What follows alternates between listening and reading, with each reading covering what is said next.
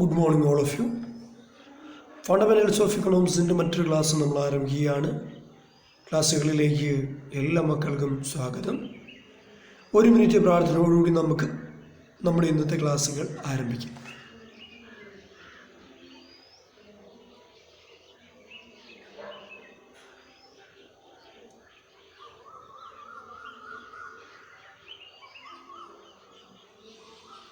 Okay, നമ്മൾ അടുത്ത പോർഷനിലേക്ക് പോകുന്നു. പുസ്തകത്തിലെ പേജ് നമ്പർ 174. വളരെ പ്രധാനപ്പെട്ട ഒരു ആൻസറിലേക്കാണ് നമ്മൾ പോകുന്നത്. പരീക്ഷയ്ക്ക് കൃത്യമായിട്ട് ചോദിക്കാൻ സാധ്യതയുള്ള ഒരു ചോദ്യമാണ് നമ്മൾ പഠിക്കാൻ പോകുന്നത്. ഗ്രീൻ റവല്യൂഷൻ, ഹരിത വിപ്ലവം. എന്താണ് ഗ്രീൻ റവല്യൂഷൻ, എന്താണ് ഹരിത വിപ്ലവം എന്നതിനെ സംബന്ധിച്ച് അല്ലേ നിങ്ങൾ നേരത്തെയൊക്കെ പഠിച്ചിട്ടുണ്ടായിരിക്കും അല്ലേ. അത് തന്നെയാണ് ഈ പോർഷനിൽ നമ്മൾ പഠിക്കാനായിട്ട് പോകുന്നത്. എളുപ്പമാണ്, എല്ലാ മക്കളും ഇമ്പോർട്ടൻ്റ് എന്ന് എഴുതി വെച്ചോളുക. Years from 1965 to 67 were a period of great economic stress and strain as far as the Indian economy was concerned. 1965-നും 67-നും ഇടയിൽ ഇന്ത്യൻ സാമ്പത്തിക മേഖലയിൽ വലിയ പ്രതിസന്ധി ഉണ്ടായ കാലഘട്ടമാണ് 1965 മുതൽ 67 വരെ. ഇന്ത്യൻ സാമ്പത്തിക മേഖല മുഴുവൻ തകർന്ന ഒരു സാഹചര്യം അല്ലേ. ഇന്ത്യൻ സാമ്പത്തിക മേഖലയിൽ വലിയ തകർച്ചയുണ്ടായ വർഷം. Total production in the country began to decline consequently the per capita real income by 5.7%. എന്താണ്, നമ്മുടെ മൊത്തം ഉൽപാദനം കുറഞ്ഞു. ജനങ്ങളുടെ പ്രതിശീർഷ വരുമാനം, ആളോഹരി വരുമാനം 5.7 ആയിട്ട് കുറഞ്ഞു. എന്താണ് ആളോഹരി വരുമാനം, പ്രതിശീർഷ വരുമാനം? Income per head of the population. ദേശീയ വരുമാനത്തെ, അതായത് രാജ്യത്തിൻ്റെ വരുമാനത്തെ ആ രാജ്യത്തെ ജനസംഖ്യ കൊണ്ട് ഹരിച്ചാൽ നമുക്ക് എന്ത് കിട്ടും? പെർ ക്യാപിറ്റ ഇൻകം, അതായത് പ്രതിശീർഷ വരുമാനം കിട്ടും. ആളോഹരി വരുമാനം, ഒരു പൗരൻ്റെ ഒരു വർഷത്തെ വരുമാനം അത് എത്രയായിട്ട് കുറഞ്ഞു? 5.7 ആയിട്ട് കുറഞ്ഞു അല്ലേ. മൊത്തം ഉൽപാദനം കുറഞ്ഞു അല്ലേ. ജനങ്ങളുടെ ആളോഹരി വരുമാനം അല്ലെ പ്രതിശീർഷ വരുമാനം 5.7 ആയിട്ട് കുറഞ്ഞു. At the same time the price index record as rise to 36% അല്ലേ. എല്ലാ സാധനത്തിൻ്റെയും വില ക്രമാതീതമായിട്ട് ഉയർന്നു. എത്രയായിട്ട് ഉയർന്നു? റൈസ് 36%, 36% ഉയർന്നു. Fall in production coupled with the population explosion began to upset the appetite of our planners. കണ്ടോ, ഉൽപാദനം കുറഞ്ഞു, പ്രതിശീർഷ വരുമാനം കുറഞ്ഞു, സാധനങ്ങളുടെ എല്ലാം വില ക്രമാതീതമായിട്ട് ഉയർന്നു. എന്തും ഉയർന്നു? ജനസംഖ്യ വിസ്ഫോടനം, പോപ്പുലേഷൻ എക്സ്പ്ലോഷൻ അല്ലേ. കണ്ടോ, ഇതെല്ലാം ഇന്ത്യയെ പ്രതികൂലമായി ബാധിച്ച സാഹചര്യമാണ് 1965-നും 67-നും ഇടയിൽ. ഇനി the economy was on the brink of the grave disaster. ദുരന്തം. The main reason of the emergency of such a famine ക്ഷാമം, റൈഡ് ഇൻ സെമി സ്റ്റാർവേഷൻ പട്ടിണി, period where the unusually unfavourable weather condition, unexpected attack from China in 1961 and from Pakistan in 1965, and the consequent increase in the defense expenditure and the suspension of ASEAN land aid during the after the Indo-Pak war. കണ്ടോ, ഈ പ്രതിസന്ധിയൊക്കെ ഉണ്ടാകാൻ കാരണം ഒന്നാമത്തെ കാരണം unfavourable weather condition അല്ലേ. അനുയോജ്യമല്ലാത്ത കാലാവസ്ഥ. Weather means കാലാവസ്ഥ അല്ലേ. അനുയോജ്യമല്ലാത്ത കാലാവസ്ഥ ഉണ്ടായിക്കഴിഞ്ഞാൽ കൃഷി ചെയ്യാനോ ഉൽപാദനം നടത്തുവാനായിട്ടോ സാധിക്കത്തില്ല. ഒന്നാമത്തെ കാരണം. 2, unexpected attack from China in 1961. 1961 China നമ്മളെ അപ്രത്യക്ഷമായി ആക്രമിച്ചു. ആക്രമണം അല്ലേ. ഇനി 1965 എന്താണ്, പാകിസ്ഥാനുമായിട്ട് യുദ്ധമുണ്ടായി അല്ലേ. യുദ്ധമുണ്ടാകുമ്പോൾ നമുക്കറിയാം എന്ത് സംഭവിക്കും മക്കളെ. എന്താണ്, ഡിഫൻസ് എക്സ്പെൻഡിച്ചർ വർദ്ധിക്കും, പ്രതിരോധ ചിലവ് വർദ്ധിക്കും അല്ലെ. യുദ്ധത്തെ നേരിടണം അല്ലേ. ഈ യുദ്ധത്തെ നേരിടേണ്ടാലേ പ്രതിരോധ ചെലവ് വർദ്ധിക്കും. അന്നേരം എന്ത് സംഭവിച്ചു? ഈ യുദ്ധമുണ്ടായ സമയത്ത് വിദേശ സഹായമൊക്കെ നമ്മുടെ നിന്നുപോയി. ഈ കാരണങ്ങളൊക്കെ കൊണ്ടാണ് ഇന്ത്യയിൽ 1965 മുതൽ 67 വരെയുള്ള സമയത്ത് വലിയ സാമ്പത്തിക പ്രതിസന്ധി ഉണ്ടായ സമയം. കാരണങ്ങൾ പഠിക്കണം. ഇനി അതുകൊണ്ട് The fourth five-year plan was delayed കാലതാമസം വരിക. And plan holiday was declared after the third flood. കണ്ടോ, അപ്പോൾ ആ സമയത്തൊക്കെ പഞ്ചവത്സര പദ്ധതി നടന്നുകൊണ്ടിരുന്ന സമയമാണ് അല്ലേ. ഈ യുദ്ധം മൂലം, രണ്ട് യുദ്ധം, ഇന്ത്യയും പാകിസ്ഥാനും തമ്മിൽ യുദ്ധം, ഇന്ത്യയും ചൈനയും തമ്മിലുള്ള യുദ്ധം അല്ലേ, കാലാവസ്ഥയൊക്കെ അനുയോജ്യമല്ലായിരുന്നു അല്ലേ. ഈ പ്രതികൂല സാഹചര്യത്തിൽ നമ്മുടെ 4ാം പഞ്ചവത്സര പദ്ധതിക്ക് എന്താണ് ഒരു സ്റ്റോപ്പ് അല്ലേ, ഒരു അവസാനം അവിടെ ഏർപ്പെടുത്തി. ഇനി somehow step highly essential at that time to save the country from an economic crisis പ്രതിസന്ധി അല്ലേ. ഈ സാമ്പത്തിക പ്രതിസന്ധിയിൽ നിന്നും ഇന്ത്യയെ രക്ഷിക്കാൻ എന്താ മക്കളെ, നല്ലൊരു തീരുമാനമെടുത്താൽ മാത്രമേ, നല്ല പദ്ധതികൾ കൊണ്ടുവന്നാൽ മാത്രമേ ഇത്രയധികം സാമ്പത്തിക പ്രതിസന്ധിയിൽ നിന്നും ഇന്ത്യയെ രക്ഷിക്കുവാനായിട്ട് അല്ലെങ്കിൽ ഇന്ത്യയെ കരകയറ്റുവാനായിട്ട് സാധിക്കത്തുള്ളൂ. It was under the circumstances സാഹചര്യം that the government of India activates a new strategy developing in agriculture, implementation നടപ്പിലാക്കുക of the new strategy and announced the beginning of the green revolution 1967. കണ്ടോ, ഇത്രയധികം പ്രതിസന്ധിയിൽ അകപ്പെട്ടു പോയ രാജ്യത്തെ കരകയറ്റുവാൻ വേണ്ടി നല്ല ഒരു സാമ്പത്തിക നയം കൊണ്ടുവന്നാൽ മാത്രമേ പറ്റത്തുള്ളൂ അല്ലേ.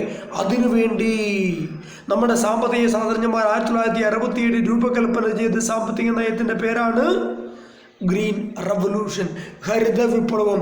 കാർഷിക മേഖലയെ ഒന്ന് കൈപിടിച്ച് ഉയർത്തുക അല്ലേ. നമുക്കറിയാം അല്ലേ, ഏകദേശം 70% ആൾക്കാർ ഇന്ത്യയിൽ ഉപജീവന മാർഗത്തിന് വേണ്ടി കാർഷിക മേഖലയെ ആശ്രയിക്കുന്നു അല്ലേ. കാർഷിക മേഖലയാണ് ഏറ്റവും പ്രധാനപ്പെട്ട ഇന്ത്യയിലെ വരുമാന മാർഗം. അതുകൊണ്ട് കാർഷിക മേഖല വികസിച്ചാൽ മാത്രമേ ഇന്ത്യക്ക് വികസനം സാധ്യമാവുകയുള്ളൂ അല്ലേ. അതുകൊണ്ട് കാർഷിക മേഖലയിൽ നിന്ന് അപ്ഗ്രേഡ് ഉയർത്തിക്കൊണ്ട് വരുവാൻ വേണ്ടി നമ്മുടെ സാമ്പത്തിക ശാസ്ത്രജ്ഞന്മാർ കാർഷിക മേഖലയുടെ ഉന്നമനത്തിനായിട്ട് 1967 ഹരിത വിപ്ലവം എന്ന് പറയുന്നൊരു പദ്ധതി ഇന്ത്യയിൽ നടപ്പിലാക്കി. ദ ന്യൂ സ്ട്രാറ്റജി, പുതിയ തന്ത്രം. സ്ട്രാറ്റജി മീൻസ് തന്ത്രം. New agriculture strategy may be defined as a new method of raising agriculture production through efficient and intensive use of modern agriculture inputs. എന്താണ് പുതിയ തന്ത്രം എന്ന് പറഞ്ഞാൽ? പുതിയ തന്ത്രം എന്ന് പറഞ്ഞാൽ it is a method of raising agriculture production. കാർഷിക ഉൽപാദനം വർദ്ധിപ്പിക്കുന്ന രീതി. എങ്ങനെ? Efficient and intensive use of modern agriculture input. കാര്യക്ഷമമായ അല്ലേ ആധുനിക കാർഷിക യന്ത്രങ്ങളൊക്കെ ഉപയോഗിച്ചുകൊണ്ട് കൃഷി ചെയ്തുകൊണ്ട് എന്താണ് ഉൽപാദനം വർദ്ധിപ്പിക്കുന്ന പുതിയ സമ്പ്രദായത്തെ വിളിക്കുന്ന പേരാണ് പുതിയ തന്ത്രം അല്ലേ. കാർഷിക മേഖലയിൽ അത്യുൽപാദന ശേഷിയുള്ള വിത്തനങ്ങൾ ഉപയോഗിക്കുക, ഏറ്റവും നൂതന സാങ്കേതിക വിദ്യ ഉപയോഗിക്കുക. ഇതൊക്കെ ഉപയോഗിച്ചുകൊണ്ട് കാർഷിക ഉൽപാദനം വർദ്ധിപ്പിക്കുന്നതിനുള്ള പുതിയ തന്ത്രത്തെ വിളിക്കുന്ന പേരാണ് new strategy. It is suggested to make a technological breakthrough in Indian agriculture. This is to effected by the application of the package of input consisting of short time and high yielding varieties of seeds വിത്തുകൾ, better fertilizer വളങ്ങൾ, കീടനാശിനികൾ and pesticides കീടനാശിനികൾ and improved farm practices. കണ്ടോ മക്കളെ, ഇതിനുവേണ്ടി എന്ത് ചെയ്തു? എന്താണ് നൂതന രീതിയിലുള്ള യന്ത്രങ്ങൾ ഉപയോഗിച്ചു, അത്യുൽപാദന ശേഷിയുള്ള സീഡ്സ് വിത്തുകൾ ഉപയോഗിച്ചു അല്ലേ, വളങ്ങൾ, കീടനാശിനികൾ, ജലസേചന സൗകര്യങ്ങൾ, ഇതൊക്കെ നമ്മുടെ കാർഷിക മേഖലയിൽ ഉപയോഗിച്ചു. In other words, a new strategy has all the categories of intensive cultivation. It advocates the practice of applying concentrated doses of scarce agricultural input, selecting and promoting areas rather than have their yield layer of such inputs spread all over the country. The various measures taken under the new strategy were the following. കണ്ടോ മക്കളെ, ചില വിളകൾ ചില സ്ഥലങ്ങളിൽ നന്നായിട്ടുണ്ടാകും അല്ലേ, ചില പ്രദേശങ്ങളിൽ അല്ലേ. അപ്പോൾ എന്താ, കുരുമുളക് എല്ലാ പ്രദേശങ്ങളിലും ഉണ്ടാകത്തില്ല, ഏലം എല്ലാ പ്രദേശങ്ങളിലും ഉണ്ടാകത്തില്ല. അപ്പം അത് സമൃദ്ധമായിട്ടുണ്ടാകുന്ന സ്ഥലങ്ങൾ ഏതെന്ന് കണ്ടുപിടിച്ചിട്ട് ആ ഉൽപ്പന്നം അവിടെ കൂടുതൽ കൃഷി ചെയ്യുവാനായിട്ട് തുടങ്ങി. കിട്ടിയോ? ഇനി ഈ ഹരിത വിപ്ലവം വഴി താഴെ പറയുന്ന മെത്തേഡിൽ കൂടിയൊക്കെയാണ് എന്താണ് കാർഷിക മേഖലയുടെ ഉന്നമനം സാധ്യമായത്. 3 പ്രധാനപ്പെട്ട മെത്തേഡുകൾ, രീതികൾ, സമ്പ്രദായങ്ങൾ. 1 IADP, 2 IAAP, 3 HYVP. ഒന്നാമത്തേക്ക് പോകുന്നു IADP, intensive agriculture district program എന്നുള്ളതാണ് ഇതിൻ്റെ full form. Intensive agriculture district program. ഇതെന്ന് ആരംഭിച്ചു? 1965 ആരംഭിച്ചു അല്ലേ. കുറേ ജില്ലകൾ മാത്രം സെലക്ട് ചെയ്തു. കിട്ടിയോ? 1960 ഈ പദ്ധതി ആരംഭിച്ചത് അല്ലേ. കുറേ ജില്ലകൾ മാത്രം സെലക്ട് ചെയ്തുകൊണ്ട് കൃഷി ചെയ്യുവാനായിട്ട് തുടങ്ങി. Discover select on the base of the availability of water, minimum hazards like flood, soil erosion, മണ്ണൊലിപ്പ്, well developed village institution etcetera. അല്ലേ, കുറേ ഗ്രാമങ്ങൾ മാത്രം തിരഞ്ഞെടുത്തു. അല്ലേ, ഗ്രാമങ്ങൾ തിരഞ്ഞെടുക്കുവാൻ കുറച്ച് മാനദണ്ഡമുണ്ട്. എന്താണ്? വെള്ളമുള്ള സ്ഥലം, അല്ലേ, വെള്ളപ്പൊക്കം ഉണ്ടാകാത്ത സ്ഥലം, മണ്ണൊലിപ്പ് ഇല്ലാത്ത സ്ഥലം, അല്ലേ, ഇങ്ങനെയൊക്കെയുള്ള സ്ഥലങ്ങളാണ് തിരഞ്ഞെടുത്തത്. The programme aimed at intensive cultivation selected areas within modern inputs. Success of the pilot project led to the expansion to other പത്തൺ മോർ ഡിസ്ട്രിക്ട്. അല്ലേ, ആദ്യം കുറച്ച് ജില്ലകൾ മാത്രമേ തിരഞ്ഞെടുത്തിട്ടുള്ളൂ. അല്ലേ, ഇത് വിജയകരമായിരുന്നു. അതുകൊണ്ട് പിന്നീട് 10 ജില്ലകൾ കൂടി ഇത് വ്യാപിച്ചു. Today 7.8 million hectares are arable land under IADP. ഇന്ന് IADPയുടെ കീഴിൽ 7.8 ദശലക്ഷം ഹെക്ടർ സ്ഥലത്ത് ഇന്ന് കൃഷി ഇറക്കുന്നു. കിട്ടിയോ? അതുപോലെ 2 IAAP intensive agriculture area program was a similar scheme introduced in various parts of the country in 1964. ഇത് ആരംഭിച്ച 1964. ഇറ്റ് എംഫസൈസ്ഡ്, ഊന്നൽ നൽകുക, the intensive cultivation of selected crop. Selected crop നമ്മളെ തിരഞ്ഞെടുക്കപ്പെട്ട വിളകൾ, അല്ലേ, പ്രത്യേക വിളകൾ നമ്മൾ തിരഞ്ഞെടുക്കുന്നു. ആ വിളകൾക്ക് മാത്രമേ ഈ പ്രോഗ്രാമിൽ നമ്മൾ പ്രാധാന്യം കൊടുത്ത് അത് കൃഷി ചെയ്യത്തുള്ളൂ. അല്ലേ, 1964 ഇത് ആരംഭിച്ചത്. ചില പ്രത്യേക വിളകൾ നമ്മൾ തിരഞ്ഞെടുക്കുന്നു. ആ പ്രത്യേക വിളകൾ മാത്രം നമ്മൾ പ്രൊമോഷൻ കൊടുത്ത് അത് മാത്രം കൃഷി ചെയ്യുന്നു. അല്ലെ, അതിനെ മാത്രം പ്രോത്സാഹിപ്പിക്കുന്ന സമ്പ്രദായമാണ് intensive agriculture area programme. 3 HYVP. Another programme under the new strategy was high yielding variety programme. Full ഫോമാണ് ഹൈ യീൽഡിംഗ് വെറൈറ്റി പ്രോഗ്രാം. എന്നാരംഭിച്ചു? 1966 ആരംഭിച്ചു. Evolving high yielding varieties of seeds through hybridisation was a central part of the new programme. അത്യുൽപാദന ശേഷിയുള്ള വിത്തിനങ്ങൾ കർഷകർക്ക് വിതരണം ചെയ്യുന്ന സമ്പ്രദായം. കിട്ടിയോ? അത്യുൽപാദന ശേഷിയുള്ള വിത്തിനങ്ങൾ കർഷകർക്ക് വിതരണം ചെയ്യുന്ന സമ്പ്രദായം. High yielding varieties of wheat were evolved by cross breeding Lerma Rojo and Sonora 64. അല്ലേ, ഗോതമ്പിൻ്റെ അത്യുൽപാദന ശേഷിയുള്ള 2 വിത്തനങ്ങളാണ്. 1 ലെർമ റോജയും 2 സൊനാര 64. അല്ലെ, ഗോതമ്പിൻ്റെ അത്യുൽപാദന ശേഷിയുള്ള 2 വിത്തനങ്ങൾ, 1 ലെർമ റോജയും 2 Sonora 64. This programme was taken for 5 crops, namely wheat, rice, bajra, maize, jowar. അല്ലേ, 5 വിത്തനങ്ങൾക്കാണ്, അല്ലെ 5 ഭക്ഷ്യധാന്യങ്ങൾക്കാണ് ഇത് കൂടുതൽ പ്രാധാന്യം കൊടുത്തത്. എന്തൊക്കെയാണ്? Wheat, rice, bajra, maize, jowar. It was reasoned that HYV was only way to which India could attain a self-sufficiency in matter of food. അല്ലേ, ഭക്ഷ്യധാന്യങ്ങളുടെ കാര്യത്തിൽ India സ്വയം പര്യാപ്തമായിരുന്നു. അല്ലേ, ഹൈ യീൽഡിംഗ് വെറൈറ്റി പ്രോഗ്രാം, ഈ പ്രോഗ്രാമിലൂടെ 5 അല്ലേ ഉൽപ്പന്നങ്ങൾ, അത്യുൽപാദന ശേഷിയുള്ള വിത്തനങ്ങൾ കൊണ്ടുവന്നു. നല്ല രീതിയിൽ കൃഷി ചെയ്തു. അല്ലേ, ജലസേചന സൗകര്യങ്ങൾ കൊണ്ടുവന്നു. അല്ലേ, എന്താണ്? അതുവഴിയൊക്കെ ഇന്ത്യ ഭക്ഷ്യ കാര്യത്തിൽ സ്വയം പര്യാപ്തത നേടി. Greater importance given to HYV in the new strategy was a proof of recognition. HYV had a demonstration effect among farmers. Therefore, it rapidly spread and non-selected areas also. കണ്ടോ? ആദ്യം നമ്മൾ കണ്ടു കുറച്ച് ഭാഗങ്ങളിൽ മാത്രമാണ് ഈ പദ്ധതി ആരംഭിച്ചത്. അല്ലേ, ഇത് കണ്ട് മറ്റു കർഷകർ കൂടി ചെയ്യുവാനായിട്ട് തുടങ്ങി. അപ്പോൾ നമ്മുടെ രാജ്യത്ത് ഉടനീളം ഈ പദ്ധതി വ്യാപിച്ചു. Moreover, the progress of the agricultural sector through the HYV led to the progress of the secondary and tertiary sectors of the economy. കണ്ടോ? എന്താണ്? കാർഷിക മേഖല വളർന്നു. കാർഷിക മേഖല പ്രൈമറി സെക്ടർ, അല്ലേ, പ്രാഥമിക മേഖല. അല്ലേ, നമ്മുടെ രാജ്യത്തെ സമ്പദ്വ്യവസ്ഥയിൽ പ്രധാനപ്പെട്ട 3 മേഖലകൾ തിരിച്ചിരുന്നു. Primary sector, secondary sector, tertiary sector. പ്രാഥമിക മേഖല, ദ്വിതീയ മേഖല, തൃതീയ മേഖല. പ്രാഥമിക മേഖല എന്ന് പറഞ്ഞാൽ കാർഷിക മേഖല, അഗ്രികൾച്ചർ സെക്ടർ. സെക്കൻഡറി സെക്ടർ എന്ന് പറഞ്ഞാൽ ഇൻഡസ്ട്രിയൽ സെക്ടർ, വ്യവസായ മേഖല. ടെറിഷറി സെക്ടർ എന്ന് പറഞ്ഞാൽ service sector, service of doctor, service of teacher etcetera. അല്ലേ, അപ്പോൾ കാർഷിക മേഖല വളർന്നു. കാർഷിക മേഖല വളർന്നതിൻ്റെ ഫലമായിട്ട് എന്താണ്? സെക്കൻഡറി സെക്ടറും ടെറിഷറി സെക്ടറും ഒരേപോലെ തന്നെ വളർന്നു. അത്രയും പഠിക്കുക. കിട്ടിയോ? അപ്പോൾ ഗ്രീൻ റെവല്യൂഷൻ വഴി നടപ്പിലാക്കിയ 3 പ്രധാനപ്പെട്ട പദ്ധതികൾ: 1 IADP intensive agriculture district programme, 2 IAP intensive agriculture area programme, 3 HYVP high yielding variety programme. ഇനി factories responsible for the success of the new strategy of agriculture development for the following. അല്ലേ, നമ്മുടെ ഈ പുതിയ തന്ത്രം, ഹരിത വിപ്ലവം എന്ന് പറയുന്ന തന്ത്രം വിജയകരമായിരുന്നു. ഇതിൻ്റെ വിജയത്തിലേക്ക് നയിച്ച കാരണങ്ങൾ എന്തെല്ലാം? എത്ര കാരണങ്ങളുണ്ട്? പ്രധാനപ്പെട്ട 8 കാരണങ്ങൾ. മെയിൻ പോയിന്റ്സ് ഒന്ന് പഠിച്ചാൽ വളരെ സിമ്പിളായിട്ട് നിങ്ങൾക്ക് എഴുതാമെന്നുള്ളതേ ഉള്ളൂ. 8 കാരണങ്ങൾ. 1 ബെറ്റർ സീഡ്സ്, നല്ല വിത്തിനങ്ങൾ. സീഡ്സ്, വിത്തിനങ്ങൾ. The use of the high yielding variety of seeds like Kalyan, Sona, Sonalika, Safed Lerma, Chhoti Lerma etcetera four wheat അല്ലേ.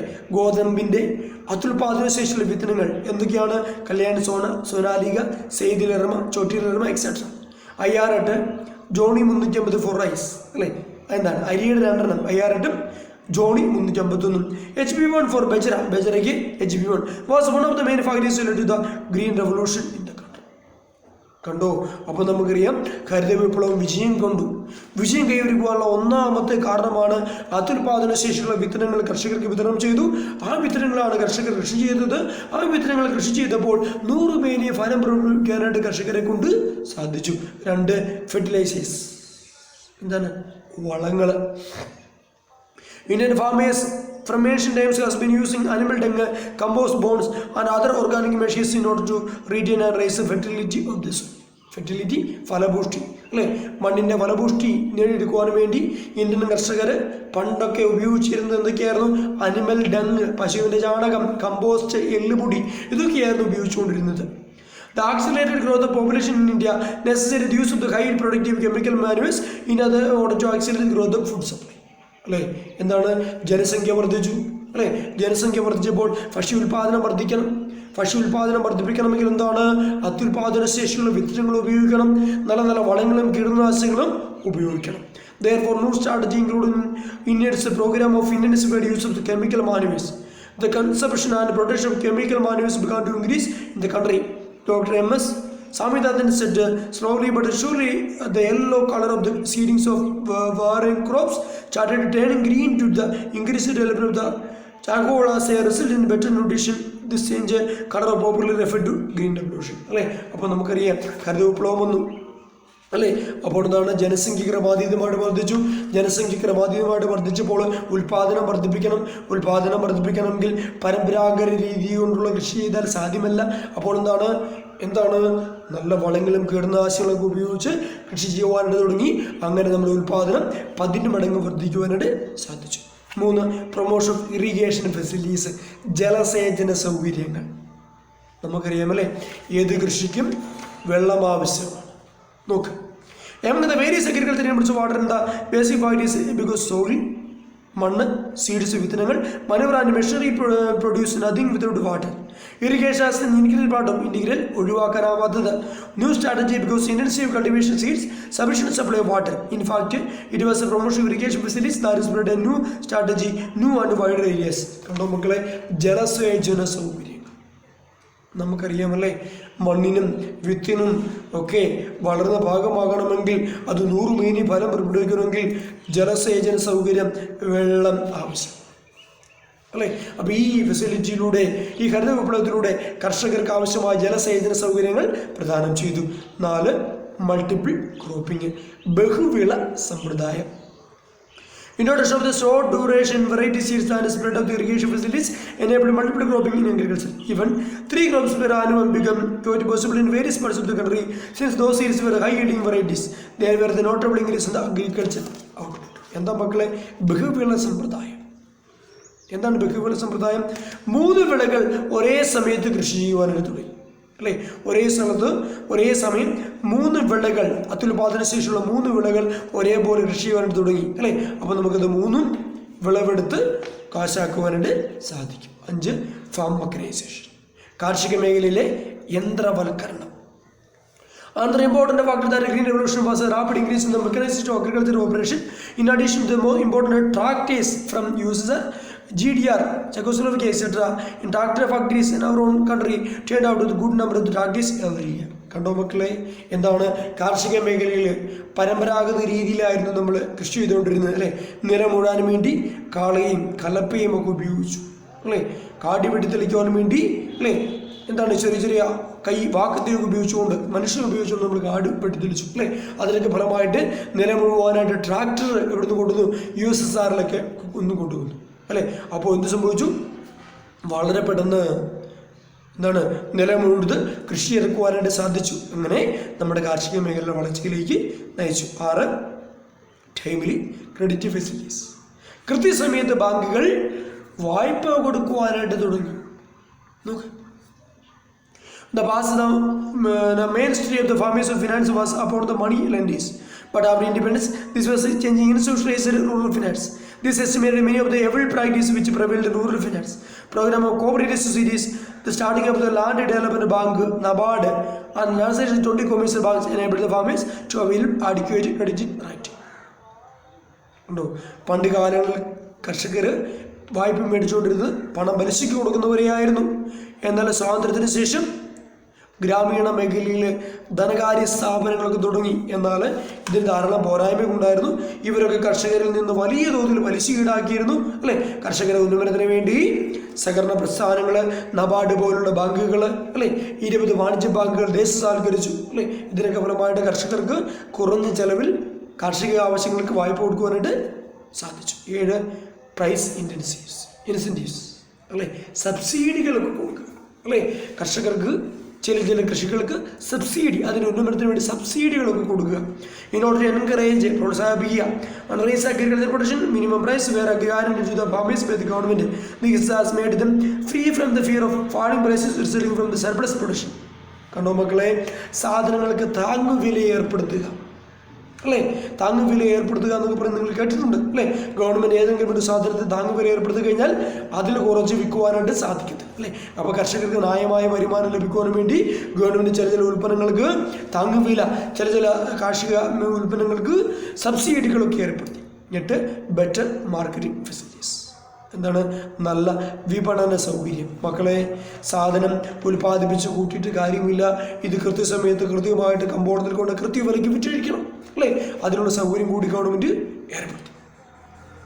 Many of the defects of agricultural marketing system our country were rectified by the various steps taken by the government.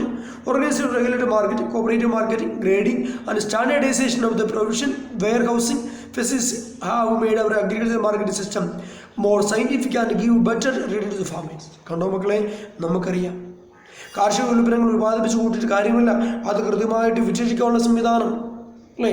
അത് ആവശ്യമെങ്കിൽ stock ചെയ്യാനുള്ള warehouse, അല്ലേ? Stock ചെയ്യാനുള്ള സൗകര്യം, അത് grade ചെയ്യാനുള്ള സൗകര്യം, അല്ലേ? ഇതൊക്കെ കർഷകർക്ക് ഗവൺമെൻറ് ഏർപ്പെടുത്തി. കിട്ടിയോ? അപ്പോൾ ഹരിത വിപ്ലവം വിജയകരമായിരുന്നു.